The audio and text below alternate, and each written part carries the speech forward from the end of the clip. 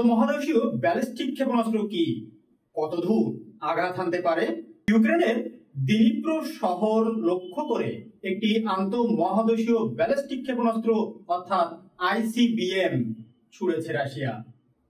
বৃহস্পতিবার অজ্ঞাত সূত্রের বরাত দিয়ে ইউক্রেনীয় সংবাদ মাধ্যম ইউক্রেনক্স প্রবদা বলেছে, দিনিপ্রো শহরে রাশিয়ার ক্ষেপণাস্ত্রটি RS-26 রুবেস সিরিজের। প্রতিরক্ষা সূত্র অনুযায়ী ইউক্রেনে ছোড়া রাশিয়ার ক্ষেপণাস্ত্রটি RS-26 রুবেস ছিল কিনা তা নিয়ে যদিও সন্দেহ রয়েছে। তারা বলছেন, ক্ষেপণাস্ত্রের প্রাপ্ত ছবির উপর ভিত্তি করে এর যথাযথ মূল্যায়ন করা কঠিন। ব্যালিস্টিক ক্ষেপণাস্ত্র, আন্তঃমহাদেশীয় ব্যালিস্টিক ক্ষেপণাস্ত্র ও RS-26 ক্ষেপণাস্ত্র সম্পর্কে কিছু তথ্য জেনে নেওয়া যাক। ব্যালিস্টিক ক্ষেপণাস্ত্র মূলত রকেট চালিত। স্বচালিত এই অস্ত্র মাধ্যাকর্ষণ শক্তিকে ব্যবহার করে সরাসরি লক্ষ্য আঘাত হানে। আন্তঃমহাদেশীয় ব্যালিস্টিক ক্ষেপণাস্ত্র ৫,৫০০ কিলোমিটারেরও বেশি অর্থাৎ ৩,৪২০ মাইল এরও বেশি দূরের লক্ষ্যবস্তুতে নিখুঁতভাবেই আঘাত হানতে সক্ষম।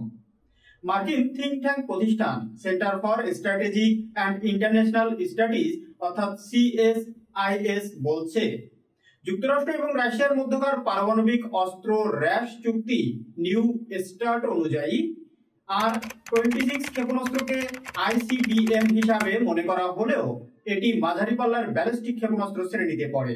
৫,৫০০ কিলোমিটারেরও কম দূরবর্তী লক্ষ্যবস্তুতে আঘাত হানতে সক্ষম এই ক্ষেপণাস্ত্র ভারী অস্ত্র বহন করতে পারে।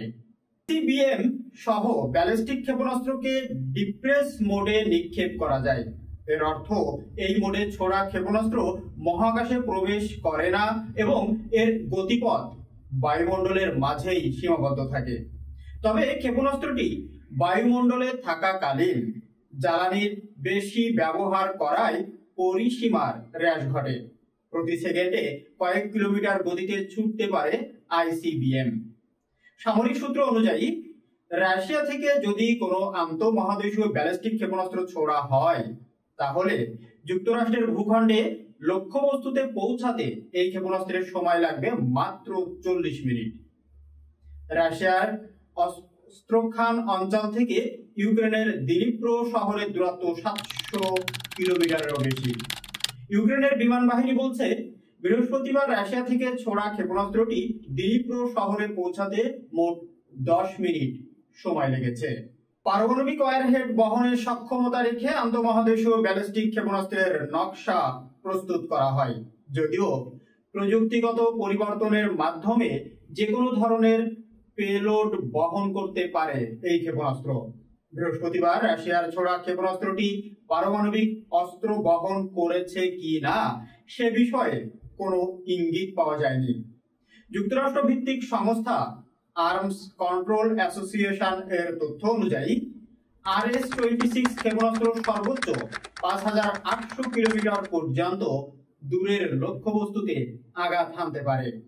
Centre for strategic and international studies বলছে, ২০১২ সালে প্রথমবারের মতো RS-26 ক্ষেপণাস্ত্রের সকল পরীক্ষা চালায় রাশিয়া।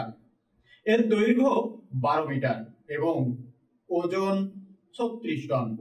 800 কেজি ওজনের একটি পারমাণবিক ওয়ারহেড বহন করতে পারে এই ক্ষেপণাস্ত্র।